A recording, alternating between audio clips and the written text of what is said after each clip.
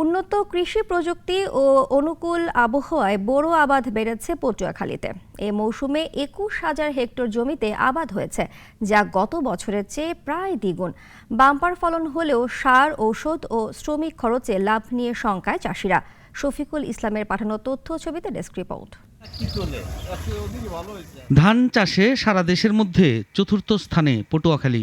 মাঠ জুড়ে এখন বোরো ধানের বাম্পার ফলনের হাতছানি। স্থানীয় চাহিদা মিটিয়ে এখানকার ধান যায় দেশের বিভিন্ন স্থানে। সার, ঔষধ, বাড়তি সেচ ও শ্রমিক খরচে চাষিদের কপালে চিন্তার ভাঁজ। চাষ করতে যেয়ে দেখা গেছে যে খরচ অনেক বেশি হয়ে যায়, যার কারণে আমরা এই বোরো দিয়ে লাভ করতে পারি না। বদলা খরচ অনেক বেশি। যদি ধানের দামটা আমরা একটু বেশি পাইতাম তাহলে আল্লাহর আমরা মোটামুটি খেয়ে পুষে থাকতে পারতাম।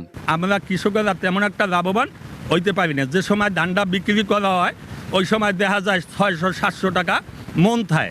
আমাদের এবছর খরচ একটু বেশি হয়েছে। দেখা যাচ্ছে যে পানি দিছি কিন্তু পানি শুকিয়ে গেছে।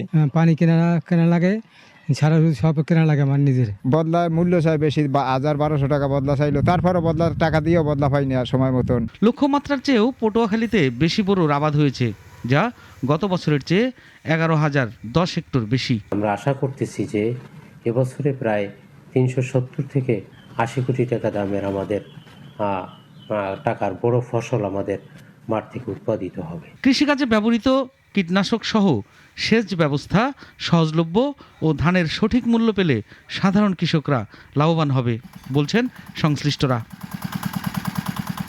নাগরিক নিউজ ডেস্ক। ওয়ালটন ফ্রিজ কিনে অনেকের মতো আপনিও হয়ে যেতে পারেন মিলেনিয়াল।